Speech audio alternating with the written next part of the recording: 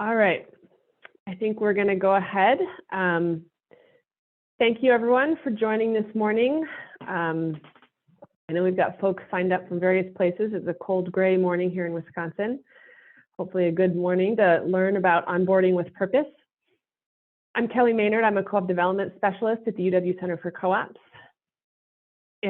Just a few housekeeping slides. Today's webinar will run just about 60 minutes. Your participant phone lines are muted. We'll have the presentation followed by a live Q&A session, but anytime throughout the presentation, you can submit questions through the Q&A box at the bottom of your screen. And this webinar is being recorded and it will be posted to our website and available free there afterwards. So just a little bit about the center. We are based on UW Madison campus. And very broadly, we do research, education, and outreach on the cooperative business model. And we work across types of co-ops, ownership types, and sectors. We began these semi-annual directors forums in 2015, and for most of their life, they were in person. And then, of course, in the spring of 2020, we shifted to this virtual format. Director education is one of the ongoing programs that the center has. We were founded in 1962 and have kind of had different emphases over our lifetime, but currently doing a lot of co-op development in Wisconsin and the Upper Midwest, and some exciting research too, which if you receive our newsletter, you will have just read about. So today's presenter is our executive director, Courtney Burner. She first joined the center in 2011 and served as a co-op development specialist until assuming the role of executive director in January of 2018. She develops research, outreach, and education programs on cooperatives and provides support to new and established co-ops in a wide range of industries. Co-op governance has become one of her widely recognized areas of expertise. She speaks on a range of governance topics to co-op leaders, developers, and students, and was a key content contributor to a recently released online course for agricultural cooperatives called Agricultural Cooperative Directors called Governance Foundations. And most recently, Courtney is spearheading our Cooperative Governance Research Initiative, which is the first national cross-sector survey of cooperative governance practices. Some of you may have received invitations to complete that survey, and if you haven't yet, there is still time, and I encourage you to do so soon. All right, I will turn it over to Courtney. Great, thank you so much, Kelly.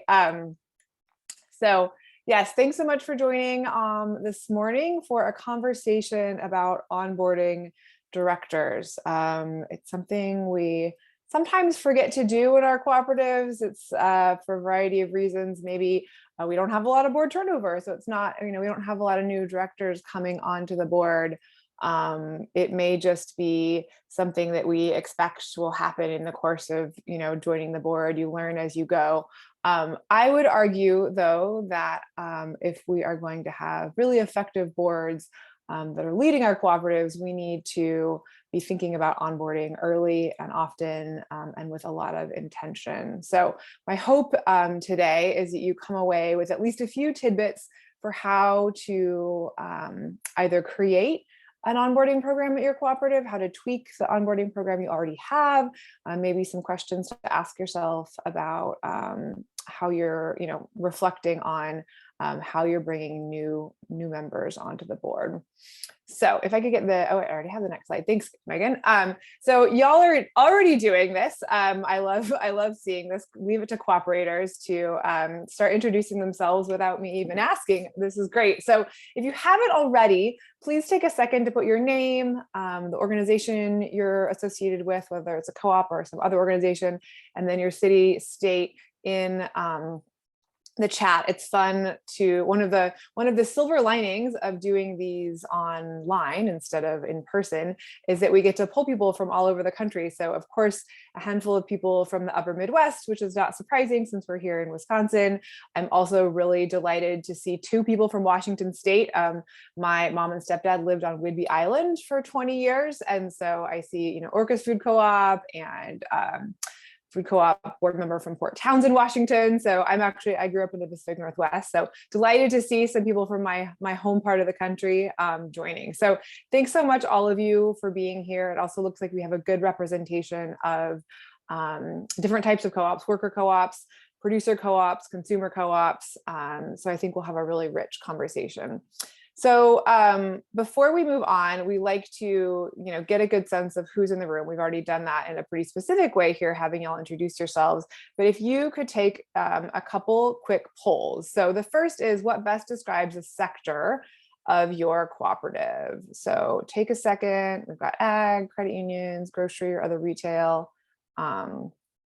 Please go ahead and take the poll. Are you able to see it? No one's taking the poll. Anybody? I launched it. Oh. Are folks not able to see the poll? Or do people just not want to take the poll? I pressed submit and it said it wasn't open. Huh. Let me try again.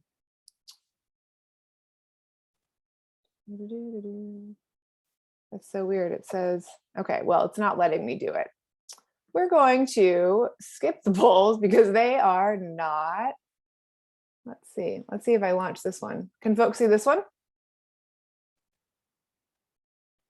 Oh, I don't know what was wrong with the other poll. So what's your role in the co-op?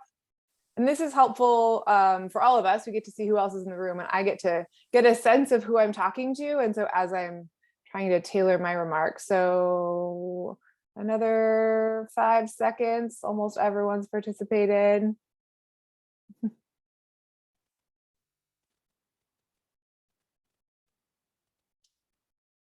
Okay, so a good mix, mostly majority board members, but also a handful of managers or people from the leadership team, at least one person who's supporting the board in a board administrator role. That's great.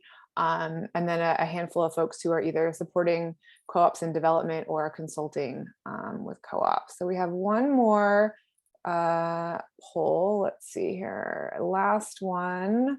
So think about your current onboarding practices. So what is your co-op doing already today? Do you have an orientation? Is there some sort of welcome packet? You should be able to select more than one answer. So maybe you have a board mentor program for new directors. Take a second. And as Kelly mentioned in the intro, we're just wrapping up our Cooperative Governance Research Initiative, the National Survey of Cooperative Governance Practices across sectors and over time. And there are a handful of questions about onboarding. So in just a matter of weeks, we'll actually have data from over 500 cooperatives around the country about how they're doing this. So next time we can bring in that data. So I'm going to end the poll now and share the results.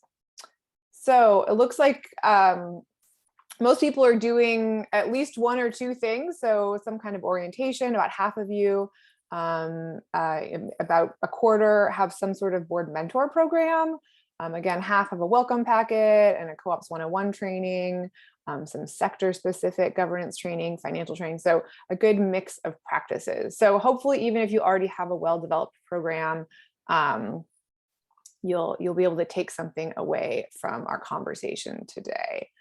All right, next slide, Megan. So I like to start with why whenever we're talking about introducing a new program or rethinking how we're doing things. Like, what's the point? Why does onboarding or orientation matter? What are you trying to accomplish with your director onboarding program? So take a minute and just write something in the chat if something comes to you. What are you trying to accomplish when you think about either developing or tweaking your onboarding program? like, what are the goals? Why are we doing this? Like, why does it matter? So take a second, enter things in the chat. Webinars are hard to make interactive, but trying to as much as I can. So knowledge of policy governance. So yeah, if you're in a cooperative that uses policy governance as sort of the governance framework, it's really important that new directors understand policy governance. Increased engagement, absolutely. Thanks, Austin. Steve says we want board members to feel confident and empowered. Exactly. We want folks to be able to jump in, to provide a smooth entry for a new board member, informed directors. Yep. Those are all, and sometimes we talk about, oh, it can take up to 2 or 3 years for a director to really feel comfortable, participating in the boardroom. But to the extent that we can shorten that runway, our boards are going to be all the more effective. Yes, Terry says, get them up and running ASAP. Exactly. Learning what others do is best practice. New co-op, and you're trying to get practices in place. Exactly. So if you're a cooperative that is a startup, this sort of onboarding process is really like you're setting the tone for this first board and for future boards. Daniel says, make directors more confident in decisions and also more comfortable reaching out for support to be effective during their term. Exactly. So you're trying to give them the knowledge, skills, expertise they need. Also, sort of setting the tone of like, if you don't know something, this is who you ask. This is how you get information. This is how you advocate for yourself as a new director. So next slide, please, Megan. So these are just some of the sort of desired outcomes that I came up with. And so that were top of mind for me. So we want new directors are able to make meaningful contributions in the boardroom. And I would add, like, as soon as possible. New directors feel comfortable in their new role. For many, for some people, maybe they've never served on a board before. They're getting to know a whole new group of people, trying to navigate the culture of that new group for them. So we want directors to feel comfortable asking questions, participating. We want to make sure that new directors are able to comply with the rules of board service. We really talk about the word compliance, but really there are some rules that we need to follow as directors, and it's quite important that folks understand what those are. And then ultimately the goal, the desired outcome is that your cooperative's board of directors performs at a high level. I often say that cooperative governance and democratic member control is like the superpower of cooperatives and the Achilles tendon of cooperatives. And so to the extent that we can make our boards as strong as possible and set them up for success, all the better. All right, so we are going to talk through a few different components of onboarding. So we're going to talk about sort of the what, the how, the when, and then I have a tool I'd like to share and some closing thoughts. So starting with the what, this is, what are we trying to get what do we need new directors to know? What knowledge, what skills, or what relationships do they need in order to be successful? And so I'm going to come back to these 4 words throughout the presentation as we're talking through the what, the how, the when. And those are competence, compliance, culture, and connection. And so all of the things that we're doing in our onboarding program should be oriented towards increasing the competence of directors, making sure that they're compliant with the rules and sort of not the norms, but the rules. So whether it's confidentiality, conflict of interest, sort of the different things, the fiduciary responsibilities and duties, but that people know how to comply. And then culture, I talk about culture a lot when I'm talking about governance, and that's sort of the things seen and unseen about how a group works together. And a new person coming into a board may notice things that the board doesn't notice because they're immersed in that culture and they've stopped seeing that. there also may be things that are really not visible to new directors, and so to the extent that we can help new directors understand the culture and norms of that group, of the cooperative and of the board, the more successful they are likely going to be. And some of that is, written down. So whether it's, your conflict of interest policy, it's your code of conduct, it's written maybe into the job description of a board member and the officers. But there's all these ways that we can signal explicitly sort of what the expectations are about how we will work together, how we will treat one another. And then there are the actual ways that people are working together and treating one another that directors will also pick up on. Those are some of the less explicit cultural norms that maybe aren't written down, but become obvious over time. So as we think about this what, and we'll revisit this in one of the tools that I put together for today, there's kind of, this list could go on and on, but co-op governance basics. Maybe people have served on boards before, but they've never served on a co-op board. What does democratic member control mean? What does that look like in your cooperative? It's also important for directors to then understand what their responsibilities are within that cooperative governance structure. What are their legal and fiduciary duties? I'm going to jump down to the next, the fourth one, and then how does the board accomplish its work? So I once sat on a cooperative board and I do co-op governance, and I realized I got to the end of my first year and I didn't know how to get something added to the agenda. It wasn't like it was trying to be hidden from me, just no one had ever explicitly told me oh, if you have something that you'd like added to the agenda, this is how you do it. And so, I think sometimes, especially if we've been on a board for a long time, we take for granted a lot of that knowledge. It's the same thing when we're in a job, and a new colleague joins and, you're using all these acronyms that they don't know. You just sort of make these assumptions about this baseline knowledge. And so really not assuming that people will either just figure it out or that they will know. So a lot of onboarding is really how is the board accomplishing its work? And that touches on sort of culture and norms, but also on systems and what systems a new director needs to understand in order to be successful. So back up to that third bullet, industry. So this, depending on what type of co-op, what industry you're in, what does a board member need to understand about the broader industry, the broader context of this cooperative in order to be an effective director, in order to be able to make good decisions about the future and the strategy of this cooperative. So making sure that that's also a piece of the orientation or of the onboarding. In terms of relationships, what relationships it is important for them to have either with people on the management team, key volunteers, potentially key committee members. I sat on a board once where actually the finance committee wasn't chaired by a director, it was chaired by a non-director member of the cooperative.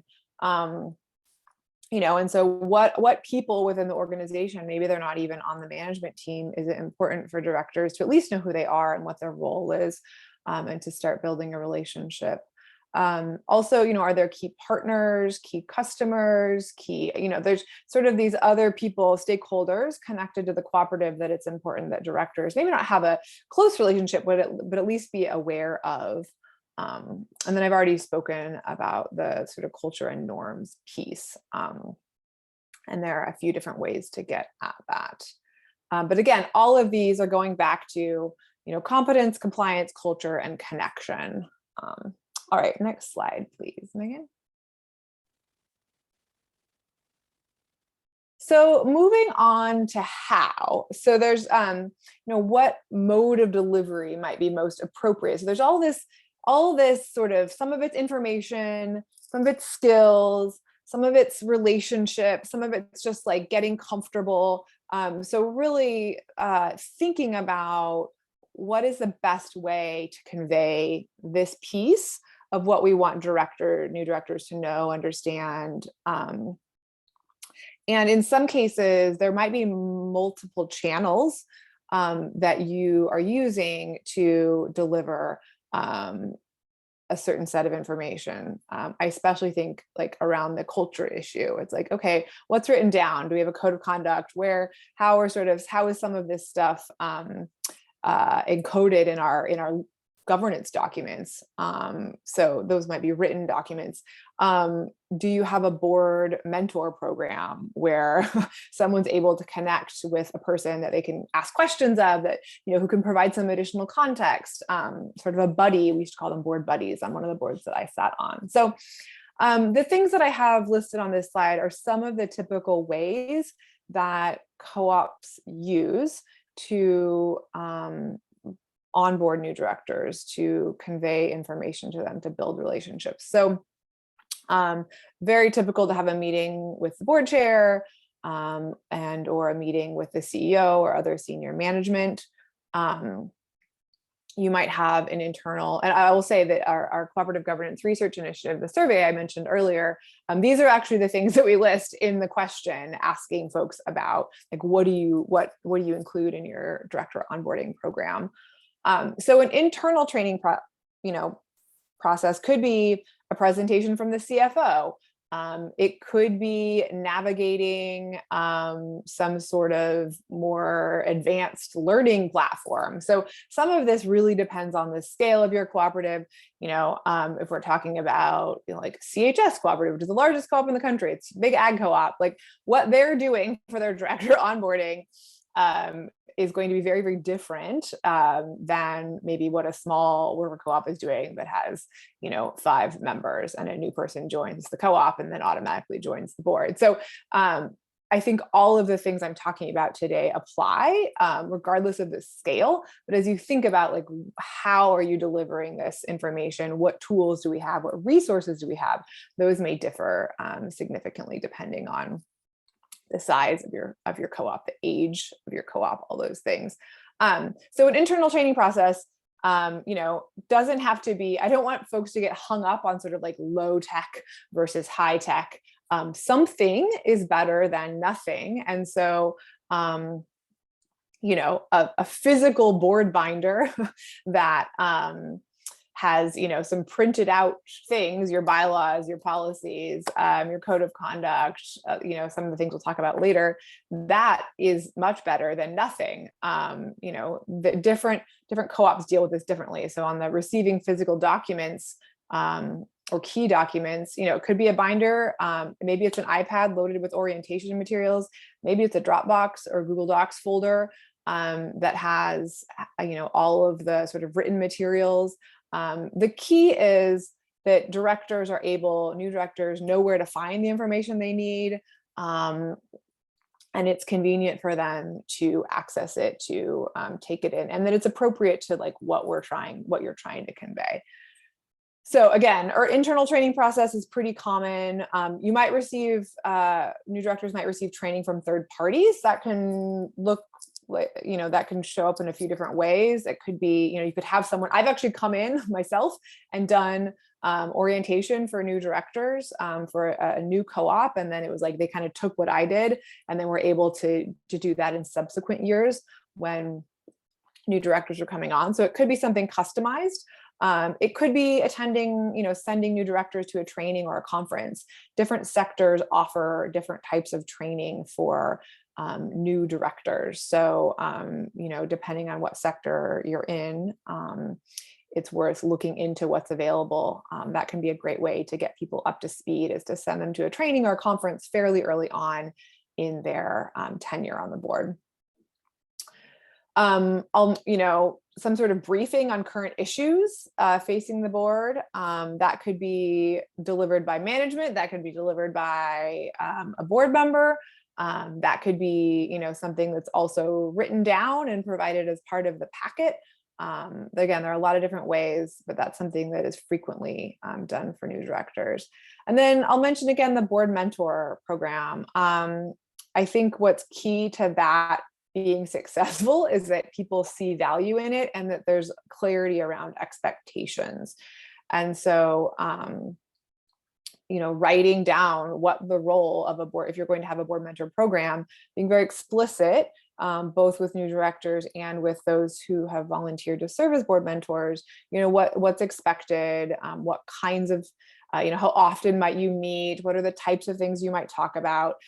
It's the kind of program that can be uncomfortable if people don't actually know what they're supposed to do. And so having that written down, and also hopefully having board mentors who are excited about that role and who feel comfortable playing that role.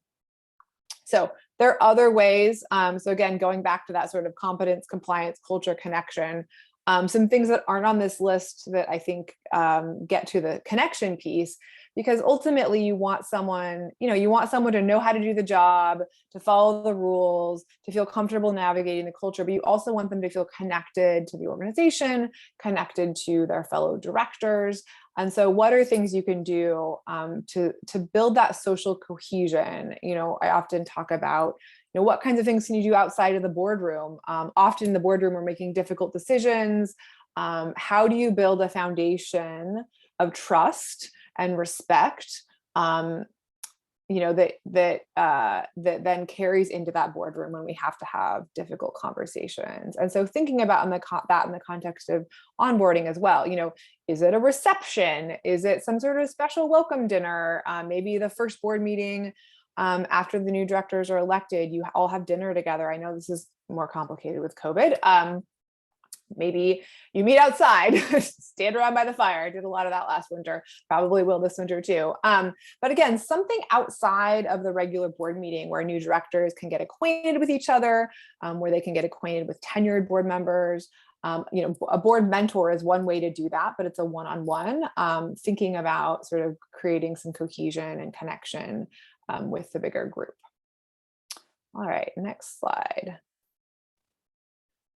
So next I want to talk about when. And so when we're thinking or talking about director onboarding, we often jump to number 5.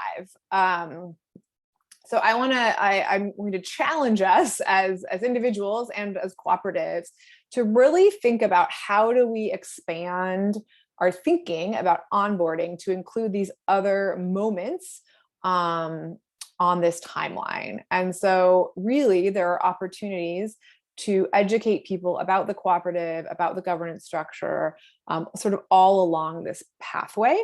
And what this looks like exactly will depend a bit on, if it's a worker cooperative, a consumer cooperative, a producer cooperative may inform sort of what exactly this timeline looks like. But I think there's opportunity for all of us to, again, more expand our thinking about onboarding beyond the months immediately following the election of a new director.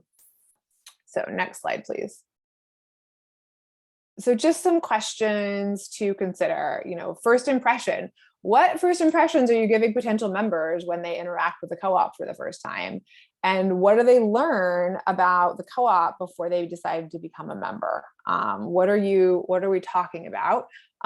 Whether it's in our member recruitment materials, whether it's, when an employee joins the co-op and maybe hasn't joined, begins working at the co-op in the case of a worker co-op, but hasn't actually joined yet. How are we talking about our co-op? How are we talking about democratic member control? How are we talking about the board and the other structures for member engagement with folks? Do we lead with that? Maybe not. I'm not saying you should, but I want to open up the conversation about other opportunities for engaging. All right, next slide, please. So membership, how does someone qualify for membership? What's the process for becoming a member? And what do members learn about the cooperative during the process of becoming a member? The membershiping process can look very different. At Willie Street Grocery Co-op, I think I filled out a form, handed it in, gave them some money. So, but if you are, maybe a worker cooperative, that sort of process to becoming a member could be 2 years long. And so what opportunities are you taking along the way to educate folks and to get them ready, even before they maybe even consider running for the board, helping them understand what that might look like? Next slide, please. Again, the nomination process. What is the nomination process in your cooperative? Is this another opportunity for potential candidates to learn or do things that might lead to directors who are ready to hit the ground running? When I was on the Willie Street board, one of the things that we did, we implemented when I was there, was we had these candidate information forums. And so people who were interested in running for the board would come and listen to a presentation, often given by me and our board chair. They could ask questions. And so it was an opportunity for people to understand, hey, is this a good fit for me? It was also an opportunity for us to really communicate like how we do things on the board. What is this all about? What are the expectations and norms? What can you expect? So it was a touch point, and hopefully people learned something, and those who decided to run sort of came in as candidates who already had some knowledge about the structure and systems of the board. Next slide, please. So again, the election, another opportunity, what do candidates have to do during the election process to better understand their cooperative? And are there ways in which candidates interact with other board members or management during the election process? There's, again, cooperatives, it's a big tent, a wide range of sizes and scales and sort of orientations, but there's there may be opportunities even during the election process to help get people ready for board service. And then onboarding, next slide, please. So this is where we often think about orientation and sort of all the things that we're talking about today.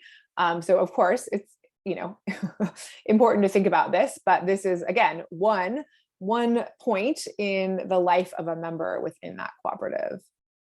Next slide, please. And so then the last piece is just, onboarding is hopefully just the beginning of a director's sort of introduction, education, training on the board. And so, what kinds of ongoing education, training, and development are offered to directors? And how does that training dovetail with ongoing board training? So one thing I've seen done is on a board that had quite a bit of turnover, so there are often new people coming onto the board, is that there wasn't a separate training on co-op finance and the finances of that specific cooperative for new directors. But every year, I think a month or two after new directors were seated, the CFO would come to the board meeting and do a co-op finance training for everyone. And so that was just part of the ongoing board training, but it also sort of doubled as orientation for new directors. And so, are there topics that it makes sense for you to revisit annually and for the whole board to get a refresher on? All right, next slide. So now I want to shift a little bit to talking about some tools. So I mentioned earlier that depending on the sector that you're in, the type of cooperative, you may have access to different training opportunities. The grocery co-op sector has a lot between Illuminate and Food Co-op Initiative. There are a lot of opportunities for training for new directors. If you're at a rural electric cooperative, NRECA, and credit unions, CUNA. So there's a lot of places to look for some of that external training. And so, do you need to develop all of this in-house? Not necessarily. I will share this in the follow-up email after the webinar, but this is something I put together. It's not perfect. It's not fully comprehensive, but sort of as a starting point for you to think about whether you're just getting started with putting together onboarding, or you want to reflect on what you're doing and maybe tweak it a bit. So what I've done is broken this into sort of the what on the left, and then the when and the how. And so under co-op governance basics, these are some of the things that you might want to talk to new directors about, whether it's the cooperative model in general, principles, values, history. I don't know to what extent sort of understanding the history of the cooperative movement in your sector is.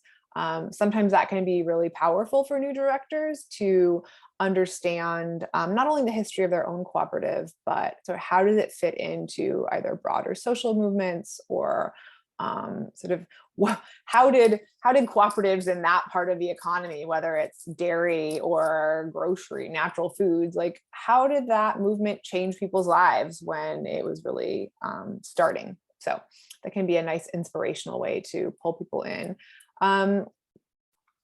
Training on fiduciary duties and responsibilities of the board, understanding some of the tenets of good governance, the speaking with one voice. What are the roles of committees? What are the use of committees? If you're a cooperative that uses policy governance as your governance framework, really making sure that people understand both the why of policy governance and the how. It's something I often hear from grocery cooperatives and other cooperatives that use policy governance, that getting people up to speed on that can be pretty challenging. So really spending some time there. And then there's the category really of our cooperative and our industry. So what documents can you provide people that will help them, again, be able to hit the ground running? So maybe it's something as simple as like commonly used acronyms. I know that sounds really silly, but if you've ever been a new person at an organization, either as a staff member or a director, and people are just like talking about these groups and you feel silly, always stopping the conversation and asking like, what do you mean by NCG? What do you mean by this? So I think it's like kind of it's courteous to put together those types of things. What are the relevant co-op associations or trade associations or partners that people should know about? Some of this stuff you'll likely have, the annual report, your org chart, your current strategic plan. So again, in thinking about how some of this is delivered. So a lot of this, could be written material that is part of the board binder or the sort of online repository of information.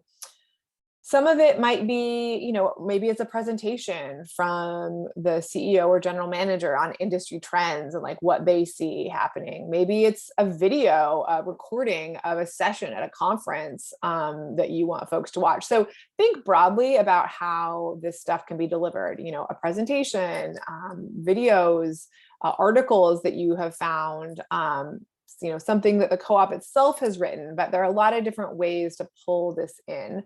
The next category is really how our board accomplishes its work. I'm not going to read through those, but making sure not only that folks know how, understand these things, but know where to find them, that they're accessible. So how the board communicates, what are the norms? Like, don't just assume, so maybe, you use Teams or you use Slack, or maybe everything happens via email, but like, don't assume people know anything, that they know how to use those systems, that they're comfortable on those systems. Wouldn't it be awful to find out that like, you thought a director just like wasn't really participating because they weren't engaged, and it turns out they just didn't actually maybe they didn't know the technology or they weren't quite sure how to use it. And so really, again, not making assumptions about what people do and do not know. A board calendar can be very, very useful for helping people orient themselves in space and time, and sort of seeing the narrative arc of the board work over the course of the year. I'm someone who is fairly time and calendar oriented. And then one of the things that I think is really helpful is some sort of recap of the decisions made in the previous 2 years.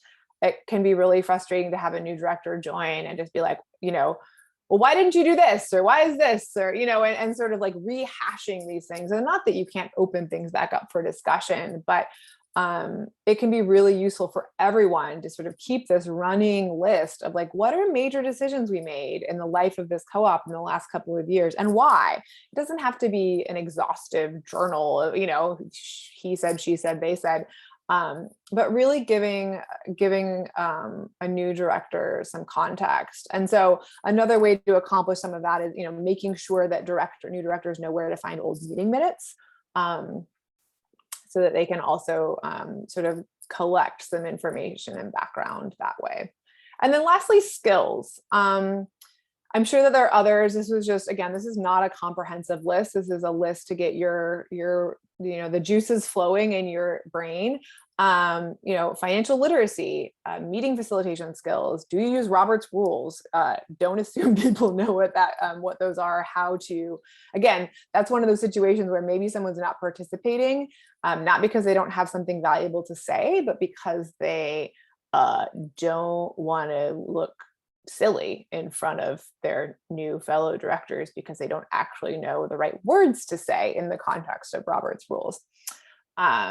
Again, communication skills, technology skills is not something I put on here, but gets back to that issue of like not assuming that people understand the platforms that you're using. Conflict resolution. So so I think just this list could be a lot longer. I was trying to fit it onto this page, but others, like I left room on all of these for people to add. So I hope that this is a tool that you could use. Again, we'll be sending it out after the webinar, where, add things. We have it as a Word document. So just add things, and it's like a starting point for thinking through what you're going to do and when and how. And then before I moved on to some closing thoughts, just want to talk a little bit about not yet, Megan, a little bit about sort of how thinking about tailoring the onboarding process. And so, what type of co-op are you? What's the role of members in the business? Are they producers, workers, consumers, small businesses? So depending on the type of co-op that you are, directors may have more or less information about the business of the co-op or the broader industry coming into it. So, I was on the Willie Street board for a while. I didn't know a lot about grocery at the time when I joined. I knew a lot about co-ops. But if I'm a worker, an employee at a business, and I've been there for 3 years, and I am now becoming a member, and then I run for the board 2 years later, I've been working within an organization within a specific industry for 5 years. I probably have a pretty good handle, but maybe not. Maybe I have, a specific narrow task within that business, and I haven't been focused on the bigger trends within the industry that I really need to understand in order to, effectively wear my board hat. So again, in terms of sort of customizing this and tailoring it, one thing to think about is, the type of co-op, what's the relationship between the member and the co-op. Another thing to think about is the status of the co-op. So what's currently happening in your cooperative? Sort of where in the life cycle of the cooperative are you? Are you just getting started? Are you, have you been around for 100 years and you have lots of systems in place, but maybe you're having a hard time attracting younger directors or new members? So, how does where you are in the life cycle of the cooperative or what's going on in the cooperative, maybe you're in the middle of a big expansion, how does that impact the role of the board, what it should be focused on right now, and what is most pressing to understand in order to sort of hit the ground running as a director? Another thing I would ask you to consider is sort of the role of the new director. So what committees will the director sit on? Are they immediately going to be thrust into an officer role because there's been a lot of turnover on your board? It could even be specific to a director, and maybe they're stepping onto the finance committee right away. Well, it's even more imperative that they have solid financial skills in order to carry out that role. And then lastly, what are the qualities of each specific director? What knowledge and skills and relationships does that specific director already have? I mean, this may be really simple, but like ask them. Maybe each new director, when they join the board, actually completes a survey or some sort of evaluation where it's like, where do you feel, these are the roles of the board. Where do you feel like your strengths are, and where do you feel like you could use some more support? And maybe it's, tailored to where people feel like they need the most support. I think that's a really great service that you could provide to new directors. I've never been asked that as a new board member, but so I think, anyway, so this is a tool that we'll share as a starting point for thinking about how to maybe structure how you're doing your onboarding. All right, next slide, please. So some closing thoughts. This is really simple, but write it down, and don't be afraid to start small. The point is to be intentional, to have purpose, hence the name of this webinar.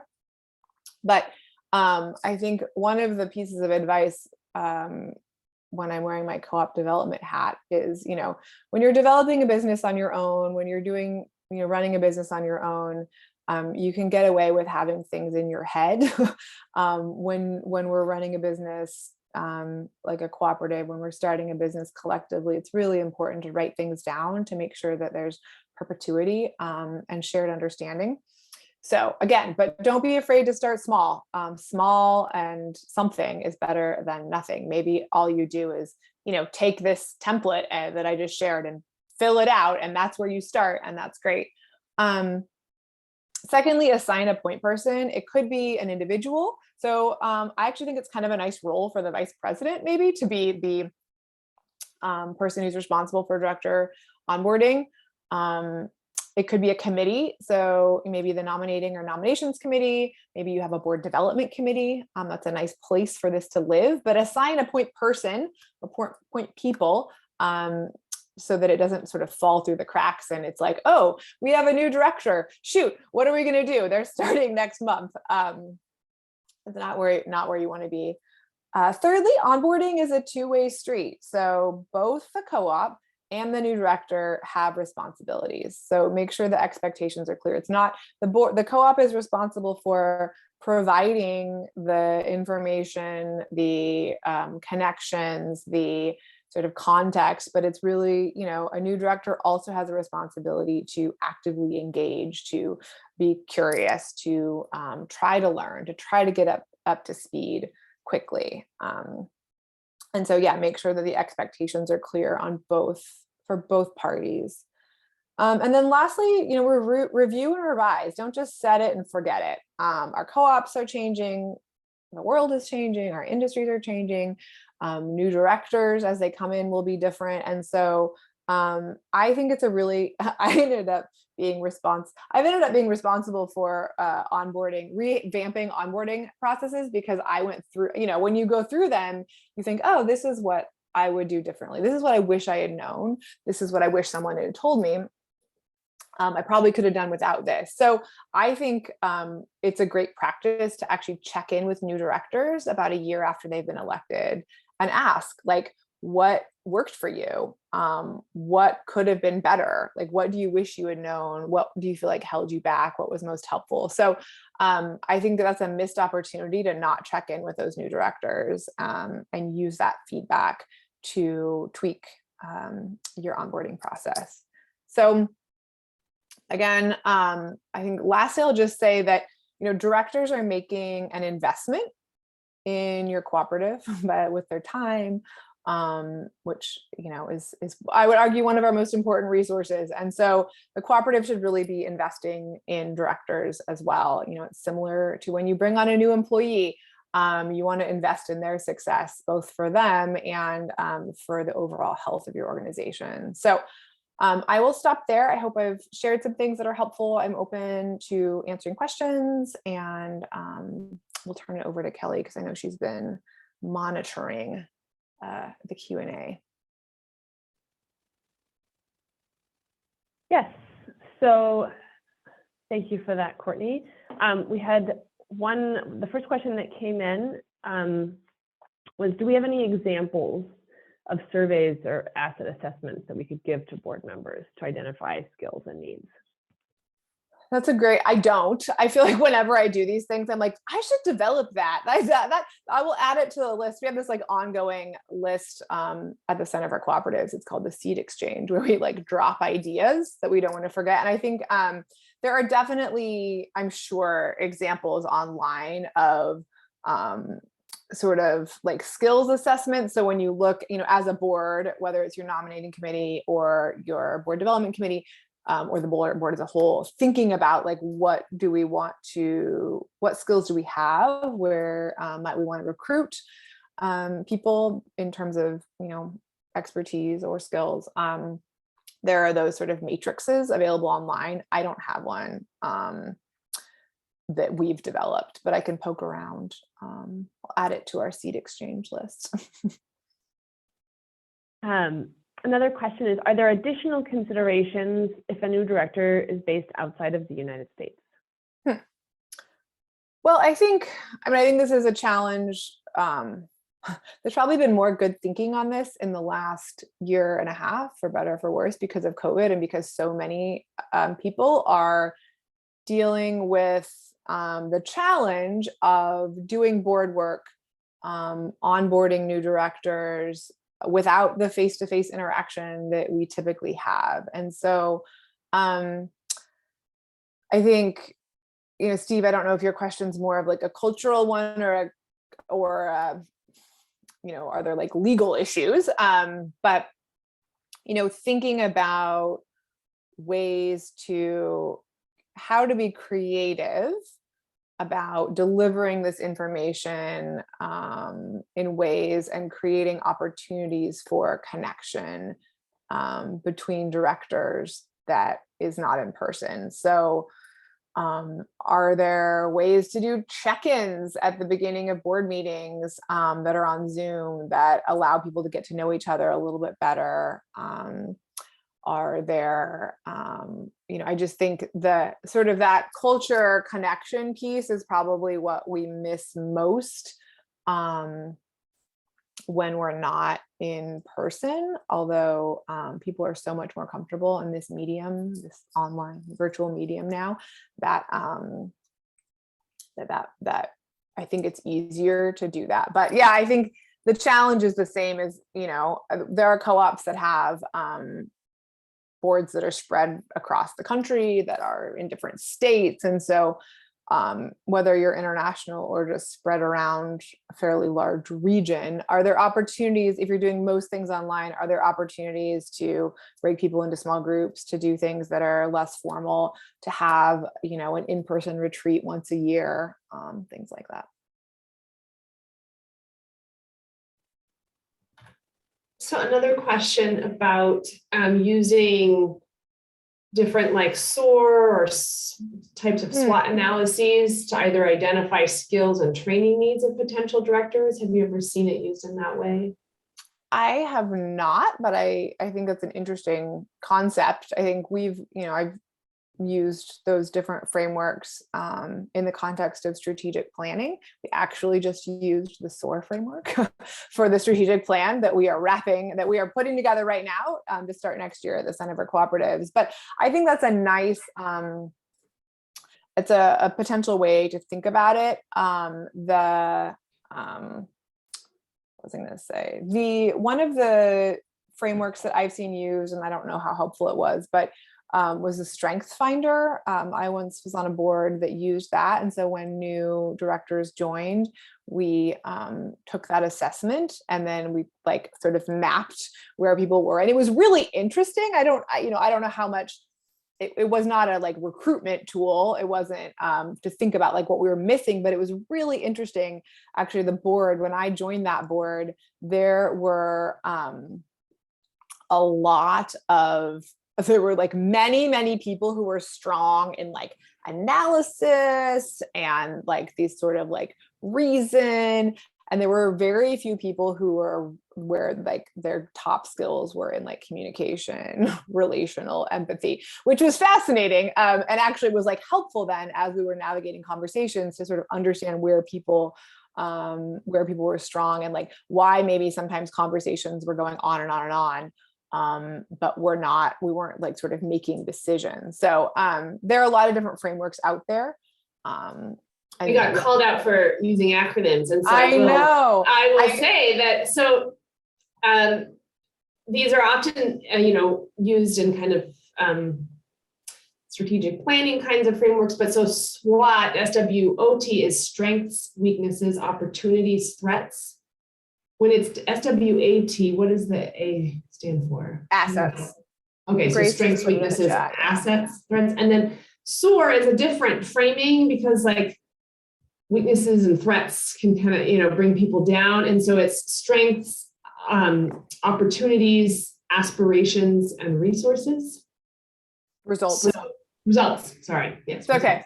I only did that because Grace put it in the chat. Thanks, yeah. Grace. So, and so these are just, ways, they're frameworks for asking questions of yourself or a group and, guiding a conversation. Yeah.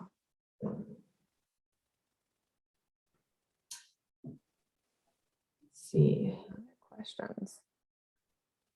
I think so far those are the last chance. Those are the questions that have come in so far.